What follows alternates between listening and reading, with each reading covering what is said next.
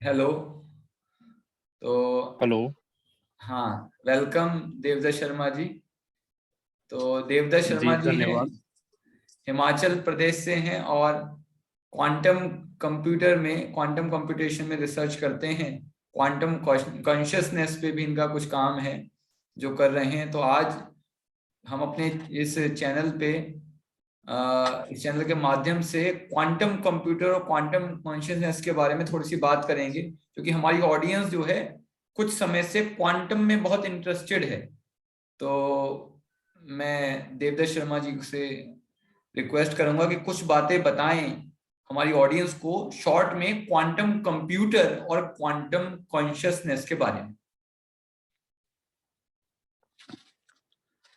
तो बहुत बहुत धन्यवाद। राहुल का मेरे क्लास फेलो है। तो जैसे कि क्वांटम कंप्यूटर की बात है, तो क्वांटम कंप्यूटर आने वाले मतलब कोई 10 सालों में मार्केट में आ जाएगा और पूरी मार्केट को ऑक्युपाइड करेगा ये। और स्पेसिफिकली मैं बोलूं कि क्वांटम का हाइब्रिड कंप्यूटर ज्यादा मतलब वो है। हाइब्रिड मतलब कि उसमें हम क्लासिकल भी मिक्स करेंगे और क्वांटम भी मिक्स करेंगे। क्योंकि हो क्या रहा है कि कुछ कामों के लिए क्वांटम बहुत यूजफुल है और कुछ कामों के लिए क्लासिकल है। तो कुछ प्रोग्राम वो दोनों का यूज करके हम क्या करें, उसको हाइब्रिड करके हाइब्रिड कंप्यूटर आ रहा है। और मैं थोड़ा सा शॉर्ट में आपको ले जाऊं, साइंस ऑडियंस है। तो जैसे हो क्या रहा था कि जो हमारे कंप्यूटर किससे चलता है, जो प्रोसेसर होता है हमारा, तो जी प्रोसेसर चलता है आईसी से। जी मतलब आईसी मींस इंटीग्रेटेड सर्किट। जी। और उसके बाद फिर हुआ very very large scale integrated circuit. मतलब वहां सर्किट बहुत ज्यादा हो जाते हैं और पर्टिकुलर जो ट्रांजिस्टर है उसका साइज रिड्यूस हो जाता है। ठीक है। मतलब जो साइज ऑफ ट्रांजिस्टर है वो रिड्यूस होता जा रहा है। तो रिड्यूस होते होते वो इतना छोटा आ गया है कि मतलब इलेक्ट्रॉन लेवल पे और क्वांटम लेवल पे जा पहुंचा है। और उसके बाद वो फर्दर रिड्यूस हो नहीं सकता है। तो क्वांटम लेवल की जो ट्रांजिस्टर यूज हो रहे हैं, तो वहाँ हम क्वांटम कंप्यूटर पे पहुंचते हैं। तो इस पे हम यूज करते हैं, जैसे हमारा जो क्लासिकल चलता है, बिट चलता है, जैसे बाइनरी होता है 0 1। तो तो मैं जैसे भी जो भी हम, हाँ। हाँ, मैं हम्म, ऑडियंस को बता दूं, ये टेक्निकल बातें हैं सारी। जिन्हें टेक्निकल जानकारी है वही समझ पाएंगे, अगर नहीं समझ में आया तो कमेंट करें। हाँ जी, बोलिएगा। हाँ। तो जैसे अब जैसे मानो हमने नाम लिखना है, जैसा राहुल नाम है, जैसे मानो कोई स्टूडेंट है निशा। तो निशा को हम कैसे लिखते हैं? NISHA। ठीक है। तो एन एन क्या स्टैंड करता है? एन के लिए हमने एक बाइनरी स्ट्रिंग डिफाइन की है। मानो एन डिफाइन करता है 9 नंबर। तो हम क्या करते हैं, जो भी इंग्लिश के वर्ड है, इंग्लिश हो हिंदी हो, तो उसके लिए हमने एक नंबर डिफाइन किया है। कोई भी मतलब जो नेचुरल नंबर होता है। सपोज दैट एन के लिए हमने नंबर डिफाइन किया है 10। तो 10 को हम बाइनरी में कन्वर्ट करते हैं। तो सभी को बाइनरी आता है, 0 और 1 होते हैं उसमें। तो 0 1 0 1 ऐसे करके एक स्ट्रिंग बनती है एन के लिए। तो निशा के लिए क्या बनेगी? एक स्ट्रिंग बनेगी। तो उसमें क्या होगा? 0 1 0 1 0 1 इस तरह होगा। तो 0 1 ही हमारे 0 1 क्या होती है? हमारी इलेक्ट्रॉनिक्स में वो होती है। 0 और 1 क्या होती है? वोल्टेज की स्टेट होती है। मतलब जी थोड़ा टेक्निकल है, साइंस बैकग्राउंड के लोग हैं। मैं फिर से एक बार रिपीट करता हूँ कि कोई भी लैंग्वेज जब हम टाइप करते हैं कंप्यूटर में, हाँ तो हाँ। आस्की कोड के तहत एक बाइनरी स्ट्रिंग होती है, वो जीरो वन जी जीरो वन होता है। जी जी और 0 1 अल्टीमेटली क्या होता है? वोल्टेज और उसकी एक वैल्यू होती है। अब जैसे मानो हमने 5 वोल्ट को वन डिजिग्नेट किया जी और 0 वोल्ट को 0 किया। ठीक है, समझ आ रही है? जी। तो उसमें ये है क्लासिकल कंप्यूटर की हाँ हाँ, बात ठीक कि है। 0 1 0 1 स्ट्रिंग है। अब क्वांटम में नया क्या है? क्वांटम में नया ये है कि वहां 0 1 के अलावा जो बात होती है वो होती है 0 + 1। ये ओके। है बात। तो मतलब क्या है, जो जो हमारी बिट है ना, 0 और 1 है दो। तो क्लासिकल में है 0 और 1। तो इसके कितने नंबर बने? 0 के लिए 0 बनेगा, 1 के लिए 1 बनेगा। और 0 1 के कॉम्बिनेशन 4 बनेंगे। 0 0 2 की बात करें हम, 2 एट ए टाइम। तो हम्म। 0 0 0 1 1 0 1 1 4 बने। जी जी। अब क्वांटम की जब बात आती है तो उसमें क्या हुई है, 0 0 1 तो है ही है, ऐसा नहीं कि 0 1 नहीं है। इसके अलावा कितने बढ़े, 0 + 1, 0 - 1, तो कितने, 2 एक्स्ट्रा बढ़े। ओके, मतलब वहां पे कितनी है, हमारी 2 ही है, और वहां की कितनी है, 4 बन गई तो एक ही ये टाइम में। 0 + 1 क्या 1 नहीं है क्या ये कुछ और है? जो जो नहीं, ये और स्टेट है, देखो जब अच्छा, जैसे हमारे पास 0 और 1 है, 0 और 1 क्या है, वोल्टेज है हमारी ना। ठीक है तो ठीक ये है। बोल सकते हैं कि हमारे पास अब 4 वोल्टेज एट ए टाइम आ रही है, तो 4 हम्म वोल्टेज से हम 4 नंबर डिफाइन कर पा रहे, और हम्म, 4 नंबर से हम 4 लेटर डिफाइन कर पा रहे आगे। ठीक है। इसको एक बार ठीक से मैं दोबारा बताता हूँ कि कंप्यूटर में हम टाइप क्या करते हैं, लैंग्वेज टाइप करते हैं, नाम टाइप हाँ, करना हमने, इंग्लिश लेटर टाइप करने, ये क्लासिकल लेटर कंप्यूटर के बारे किससे में बता बने। रहे हैं आप? हाँ, क्लासिकल और क्वांटम को लिंक कर रहा हूं मैं इसमें। जी जी। लिंक ये कर रहा हूं कि जो क्वांटम में है, क्वांटम में 0 + 1, 0 - 1 एक्स्ट्रा हमारी वो एडिशनल हमारा बिट आ रही है। ओके ओके तो ओके। इससे क्या हो रहा है, ये है क्वांटम। और क्लासिकल क्या है, एडिशनल ही है, उसमें 0 और 1 नहीं है, बाइनरी। तो जो जो एडिशनल हो, जो हमारा बिट आ रही है, उसको बोलते हैं हम क्यूबिट, क्वांटम बिट। ओके तो ये इसका टेक्निकल पार्ट है। टेक्निकल पार्ट में क्या है, और इसको बोलते हैं हम superposition state, okay. Superposition state. तो ये हमारी जो ऑडियंस है, आप इसे थोड़ा बताएं कि क्या मतलब भविष्य में क्वांटम कहीं से बच्चे पढ़ रहे हैं तो इसका कुछ फायदा बिल्कुल, होगा उन लोगों को, क्वांटम कंप्यूटर कोई ऐसा टेक्नोलॉजी का कुछ ऐसा होने वाला है कुछ? मैं बोलूं कि जितने जो क्वांटम मैकेनिक्स पढ़ रहे हैं वही इस चीज को समझ पाएंगे। मतलब बाकी लोग ऊपर सुपरफिशियल समझेंगे, पर वो नहीं समझ पाएंगे इसको। जो मैंने बात की ना अभी सुपरपोजिशन स्टेट की, 0 + 1, एक्चुअली में ये क्वांटम क्वांटम स्टेट है ओके। ये क्वांटम स्टेट है, ये क्लासिकल नहीं है। तो तो इसमें क्या है कि जो क्वांटम, इसको मतलब मैं एग्जैक्ट बोलूं तो जो आप अभी क्वांटम पढ़ रहे हैं, तो जो उसका जो मैटर का वेव नेचर है उसको ध्यान से पढ़ें। ओके क्योंकि ओके। जो क्वांटम बिट, जब जब हम क्वांटम बिट को रियलाइज करते हैं ना फिजिकली, देखो कोई भी फिजिक्स में फिजिकली रियलाइज करना बहुत जरूरी है, अदरवाइज वो फिजिक्स नहीं है। ठीक है, तो फिजिकली कैसे रियलाइज होगा, physically quantum bit physically realise होगी जब हम क्वांटम लेवल पे आते हैं और वेव नेचर को पढ़ते हैं, मैटर का वेव नेचर। तो जो फिजिक्स पढ़ रहे हैं, ग्रेजुएट स्टूडेंट हो, अंडर ग्रेजुएट हो, या +2 साइंस हो, तो वेव नेचर जो de Broglie wave length, de Broglie matter wave आती है, उसको आपने बहुत ही ध्यान से, वहां से इसकी शुरुआत होती है। तो नट शेल में मैं बोलूँ, यदि आपने क्वांटम कंप्यूटर को समझना है, मतलब प्योरली समझना है बेसिक से, तो आपको जो क्वांटम जहां से शुरू हुई, प्लांक्स लॉ से शुरू होती है एक्चुअली में, =h से, और वहां से वो डी ब्रोगली वेव लेंथ में जाती है, मैटर वेव में जाती है, और फिर वो श्रोडिंगर इक्वेशन में जाती है, आगे आगे चलती रहती है। तो इसको आप ध्यान से पढ़ें। मतलब क्वांटम कंप्यूटर को समझना है तो जो क्वांटम मैकेनिक्स का वेव नेचर जो मैटर का है, ओके। उसको आप ध्यान से पढ़ें, आप खुद ही योग क्यूबिट समझ पाएंगे, और क्वांटम कंप्यूटर भी आप समझ पाएंगे। तो अच्छा, एक क्वेश्चन और है मेरा, मे बी ऑडियंस हमारी और क्वेश्चन पूछेगी बाद में, नेक्स्ट वीडियो में फिर हम आपसे दोबारा डिस्कशन करेंगे। एक ये है कि हम्म। मैंने आपके मुंह से बातों में, हमारे से जो बातें हुई हैं, पर्सनल बातें भी होती हैं बहुत बार, आपके मुंह से बहुत बार सुना है क्वांटम कॉन्शियसनेस के बारे में। और मुझे याद है कि हाँ हाँ 10-15 साल पहले जब हम कॉन्शियसनेस की बात किया करते थे और मालूम भी नहीं था कि, और आज की डेट में क्वांटम कॉन्शियसनेस सभी लोग बात कर रहे हैं। हाँ हाँ तो मैं थोड़ा सा कहूँगा कि आप हमारी ऑडियंस को, ये कुछ नया फील्ड है, और जो लोग कुछ हाँ हाँ। स्पिरिचुअल भी होते हैं और साइंस के भी होते हैं उनके लिए तो एक बहुत इंटरेस्टिंग है। तो थोड़ा इस पे प्रकाश हाँ डालें, हाँ। Quantum consciousness.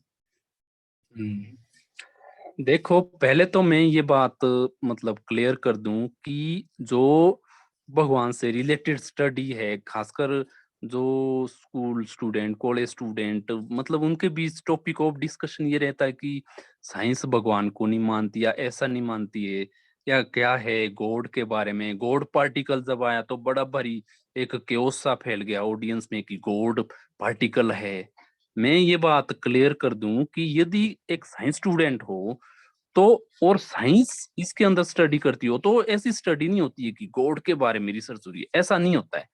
जो गॉड से रिलेटेड साइंटिस्ट स्टडी करते हैं वो कॉन्शियसनेस के अंदर आती है। ओके। मतलब आप समझ गए होंगे कि the study related to god means, जिसको हम भगवान बोलते हैं, उसकी जो स्टडी आती है वो कॉन्शियसनेस के अंडर आती है, वो गॉड पार्टिकल के अंडर नहीं आती है। ओके। ओके। मतलब it should be crystal clear. Okay. Consciousness की स्टडी के अंदर चेतना की स्टडी उसमें आती है, कॉन्शियसनेस में, ना कि गॉड पार्टिकल में। गॉड पार्टिकल तो ऐसा ही है जैसे इलेक्ट्रॉन वगैरह, उसमें पार्टिकल प्रॉपर्टी है, उसकी उसकी अलग ये है। इस पे IISc पे, Indian institute of science Bangalore में, कॉन्शियसनेस के ऊपर बहुत बड़ी कॉन्फ्रेंस हुई है, गूगल पे भी आपको मिल जाएगी। उसमें बहुत अच्छी तरह बहुत बातें हुई है उसमें उस तरह की, तो वो है प्योर स्टडी। तो यदि आपने कॉन्शियसनेस या भगवान के बारे में साइंटिस्ट क्या सोच रखते, तो आपने क्या पढ़ना है, गॉड पार्टिकल नहीं बल्कि कॉन्शियसनेस स्टडी पे रिसर्च पेपर या कोई भी। तो कॉन्शियसनेस, अच्छा फिर मैं दोबारा आता हूँ, जैसे आपने क्वेश्चन पूछा कि क्वांटम कॉन्शियसनेस, तो असल में हम हैबिचुअल होते हैं, हमारे चारों ओर हमें दिखती है वनली बॉडी या बॉडी दिखती है। सुबह उठते हैं तो दरवाजा खोलते हैं, जब जोर लगाएंगे वो खुल जाएगा, बंद करेंगे तो बंद हो जाएगा, जी। ठीक है। और कोई भी हम जग उठाते हैं तो उठ जाता है, फिर नीचे गिरता है, हम्म। नीचे गिरा देते हैं। तो हमारी आदत बन जाती है कि दुनिया हमारी उससे चल रही है, ठीक है। हम्म। पर जैसे ही चीजें छोटी हो जाती है, माइन्यूट हो जाती है, क्वांटम लेवल पे आ जाती है, तो स्थिति एकदम बदल जाती है। बदल जाती। तो वहां क्या होता है कि वहां पे ये इसको बोलते हैं हम, जो हमारे आसपास दिखती है, न्यूटोनियन मैकेनिक्स। ओके। न्यूटोनियन दुनिया में, दुनिया के 95%, 99% लोग न्यूटन मैकेनिक्स में जीते हैं और मरते भी है इसी में। हम्म। तो जो हमारी चेतना की स्टडी है, गॉड की स्टडी है, वो बेटर अंडरस्टैंडिंग में आती है क्वांटम लेवल पे। ओके। मतलब ये बोलूं मैं, क्वांटम लेवल पे भगवान की तरफ मुड़ती हुई नजर आती है। मैं ऐसे एग्जैक्ट नहीं बोल सकता कि क्वांटम लेवल पे चीजें स्पिरिचुअलिटी की तरफ, कॉन्शियसनेस की तरफ मुड़ती है। किस ओके। लेवल, किस में, क्वांटम लेवल पे। ओके। तो यदि आपने तो आप जो मतलब ऐसे बोल रहे हैं, समझना क्या है। वास्तव हाँ, में इसका वैज्ञानिक आधार है जो आप बातें कह रहे हैं? बिल्कुल। क्वांटम कॉन्शियसनेस तो साइंस का, क्वांटम तो वर्ड ही साइंटिस्ट ने डेवलप किया है। नहीं, और quantum conscious, consciousness, quantum consciousness पे क्या साइंस वैज्ञानिक लोग काम कर रहे हैं? वैज्ञानिक इस पे वो करते वो हैं? बहुत लोग आप इस पे किसी एक काम कर रहे हैं। वैज्ञानिक का नाम बताएंगे जो क्वांटम कॉन्शियसनेस पे काम करते हैं? क्वांटम कॉन्शियसनेस पे रोजर पेनरोज। अच्छा, रोजर पेनरोज, जिन्हें नोबेल प्राइज भी मिला है शायद, हाँ, मैंने देखा। हाँ, हाँ, रोजर पेनरोज को नोबेल प्राइज मिला है, आप गूगल ये करें। ये लेकिन उन्हें तो थोड़ा मतलब हमारा, नोबेल प्राइज ब्लैक होल पे मिला है शायद, तो वो क्वांटम हाँ, ब्लैक होल कॉन्शियसनेस। पे मिला है, क्वांटम कॉन्शियसनेस पे नोबेल प्राइज नहीं मिला है। पर ये क्या सिग्निफाई करता है कि किस लेवल का साइंटिस्ट है और किस लेवल की वो बात करता है, वो क्वांटम कॉन्शियसनेस की बात करते हैं। जी और जी जी। नोबेल प्राइज विनर साइंटिस्ट, ये बहुत गर्व की बात है। और थोड़ी हमारे लिए डिसअपॉइंटेड बात इसलिए है कि भारत आध्यात्मिकता के लिए जाना जाता है, पर भारत में मतलब कॉन्शियसनेस पे स्टडी नहीं हुई है, ये बहुत दुख की बात है। क्योंकि जबकि होनी भारत में इसकी स्टडी होनी चाहिए। तो रोजर पेनरोज एक ऐसा नाम है जो क्वांटम कॉन्शियसनेस साइंटिस्ट, उन्होंने, उनके जो 2 पेपर है, उन्होंने माइक्रोट्यूब्यूल्स पे स्टडी की है, जो न्यूरॉन्स होते हैं हमारे, उसमें उन्होंने कोलेप्स क्वांटम स्टेट की बात की है। तो कोलेप्स क्वांटम ऑब्जेक्टिव स्टेट क्या, रिडक्शनिज्म, आई थिंक ऑब्जेक्टिव हाँ रिडक्शनिज्म बिल्कुल जैसे कोई बिल्कुल, चीज वही है। वही वही वही रिडक्शनिज्म जो बोला है। तो मैंने उस पे अपना एक कॉन्शियसनेस मॉडल भी उसको कोरिलेट करके हुए लिखा है, जो कि JNU में मैंने पुट किया था। मतलब वो कॉन्फ्रेंस हो नहीं सकी कोरोना के कारण, तो वो मेरे पास है, उसमें बहुत ही अच्छी बात की है। और दूसरा साइंटिस्ट में जो मैं अभी उसको शेयर कर लूं, जो ये है सर्टिफिकेट भी है, जी जी जी, कॉन्फ्रेंस हुई थी जरूर जरूर BH। जरूर। हाँ, तो एक हम्म, सर्टिफिकेट शेयर कर रहे ये हैं वाला। जी। हाँ जी। हम्म, तो क्लियर। इसमें ये मेरा नाम है देवदत्त। तो इन द प्रेजेंस ऑफ, ये देखो ऊपर संस्कृत में, in the presence of honourable prime minister honourable minister of education doctor Ramesh Pokhriyal Nishank, okay ये क्या है, गवर्नमेंट ऑफ इंडिया के मिनिस्टर है। The honourable prime minister of Curacao, okay Curacao वो कंट्री है, कंट्री का नाम है ये क्यूरेको। मिस्टर युगलेन Rhuggenaath and doctor Tony Nader, MD PhD, ये है महर्षि इंटरनेशनल ऑर्गेनाइजेशन। तो ये बहुत बड़े साइंटिस्ट है डॉक्टर टोनी नाडेर, इनका आप गूगल पे भी डिटेल मिल जाएगी। तो ये भी बहुत काम करते हैं कॉन्शियसनेस पे और इंटरनेशनली रिकॉग्नाइज्ड साइंटिस्ट है। इनका आप ऐसे एमडी लिखा हुआ है, ऐसा नहीं कि इन्होंने मेडिकल में ही काम किया है। इनका आप कॉन्शियसनेस मॉडल देखेंगे तो उसमें सारी जो बेसिक फोर्स है उनको कोरिलेट किया है इन्होंने, एक डीपर कॉन्शियस लेवल को डिराइव किया है वहां पे। तो मैंने वो पीडीएफ और उनकी प्रेजेंटेशन भी देखी। तो ऐसे बहुत सारे साइंटिस्ट है और एक और साइंटिस्ट है, मैं उनका नाम भूल रहा हूँ, वो इलाहाबाद में कहीं है। उन्होंने मतलब वो तो इतने इम्प्रेस हुए कॉन्शियसनेस स्टडी को लेके कि उन्होंने अपना जो क्वांटम का काम करते थे, वो क्वांटम का प्योर साइंस कॉन्शियसनेस पे नहीं, तो वो जॉब छोड़ के वो कर दिया उन्होंने। हाँ, इसी पे करते हैं वो रिसर्च अब वो अपने उससे क्वांटम कॉन्शियसनेस पे वो हो गए। और उनकी लैब भी है, मैं अभी मिलना पर्सनली नहीं मिल पाया उससे, होप दैट कि इन फ्यूचर में उनसे मिलूं। जी, तो बहुत अच्छा डिस्कशन रहा है आज का। तो काफी नई चीजें मुझे पता चली हैं, कुछ कुछ तो डिस्कशन होता भी रहता है, लेकिन मुझे लगता है ऑडियंस को ना बहुत मजा आएगा।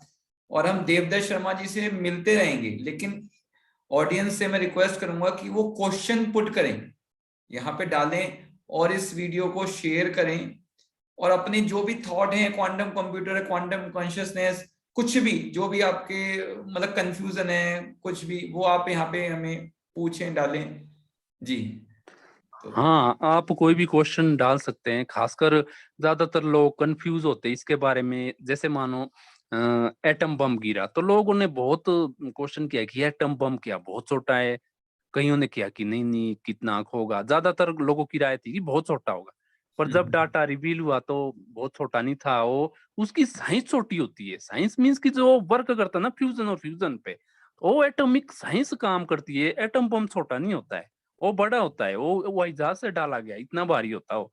पर जो साइंस जो फैलता ना, उसके पीछे साइंस एटॉमिक लेवल पे काम करती है। तो क्वांटम कंप्यूटर भी कोई छोटा नहीं होता है। मतलब लोग सोचते हैं अरे कंप्यूटर वो तो छोटा होगा, मेरे ख्याल से ऐसा नहीं होता है। अभी जो हर कंप्यूटर, जब ये वाला क्लासिकल कंप्यूटर आया तो इसके कितना बड़ा जो हमारा डेस्कटॉप है, आजकल हमारा फोन ही कंप्यूटर है। एप्पल के फोन देखेंगे वो अपने आप में कंप्यूटर है। पर जो जब शुरू में ट्रांजिस्टर वाला कंप्यूटर आया था तो वो 3-3 कमरे का होता था, एक ही कंप्यूटर, जी जी 3 कमरे का कंप्यूटर। हाँ तो हाँ उसी तरह क्वांटम कंप्यूटर का साइज भी अभी बहुत बड़ा है।